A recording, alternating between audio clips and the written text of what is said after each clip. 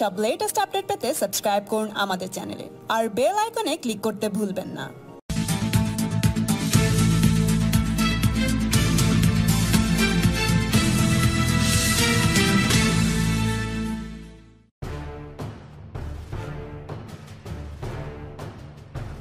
বিজেপির রথযাত্রাকে ঘিরে আইনি জটিলতা চলছে। বাংলায় রথযাত্রার ভবিষ্যৎ সুনিশ্চিত করতে সুপ্রিম কোর্টে যাওয়ার সিদ্ধান্ত নিয়েছে বিজেপি নেতৃত্ব। এবার বিজেপির রথযাত্রাকে বিঁধলেন তৃণমূলের মহাসচিব পার্থ চট্টোপাধ্যায়।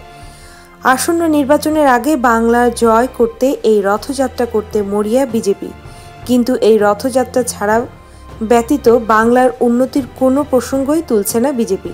মন্তব্য পার্থর। শুধুমাত্র সুপ্রিম কোর্ট নয়, যেখানে খুশি যেতে পারে বিজেপি, কিন্তু তাতে কিছু পরিবর্তন হবে না। বাংলার জনতার আদালতকে ভয় পায় বিজেপি, আক্রমণ পার্থর।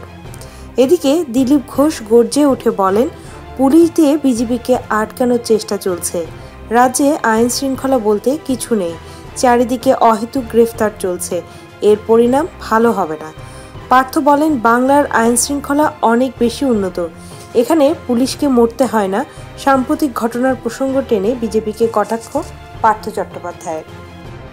পুলিশ যে ধরনের বিজেপিকে আটকাবার জন্য পুরো শক্তি লাগিয়ে দিয়েছে, টিএমসির কাছে মনে হচ্ছে আর কোনো রাস্তা নেই পুলিশ ছাড়া।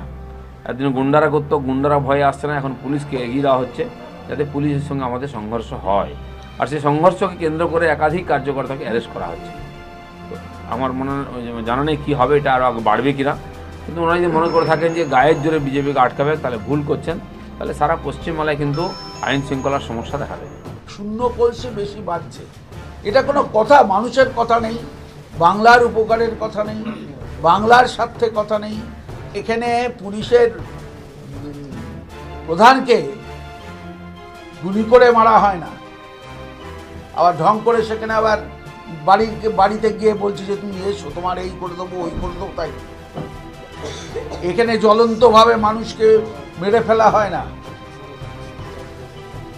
এই রাজ্য মমতা বন্দ্যোপাধ্যায় অত্যন্ত সতর্কভাবে শান্তি মৈত্রী বজায় রাখছেন, উন্নয়নকে বজায় রাখছেন। তাকে কি করে ব্যাহত করা যায়? আমি বলছি এই সমস্ত লোকদের আপনারা বয়কট করুন। তাহলে যেখানে ইচ্ছে যাক না, আমাদের জনতার আদালতে আসুক না। জনতার আদালতই তো শ্রেষ্ঠ আদালত, সেখানে যেতে চাচ্ছে না কেন? তারা জানে তো তাদের শক্তি কত। শুধুমাত্র খবরে বেঁচে থাকার জন্য এগুলো করছে। আর আপনারাও সময় নষ্ট করে রোববার দিন এখানে এসে তৃণমূল ভবনে এসে কৃষকের কথা না বলে খালি খবরে যারা বেঁচে থাকছে তাদের কথা বলছে।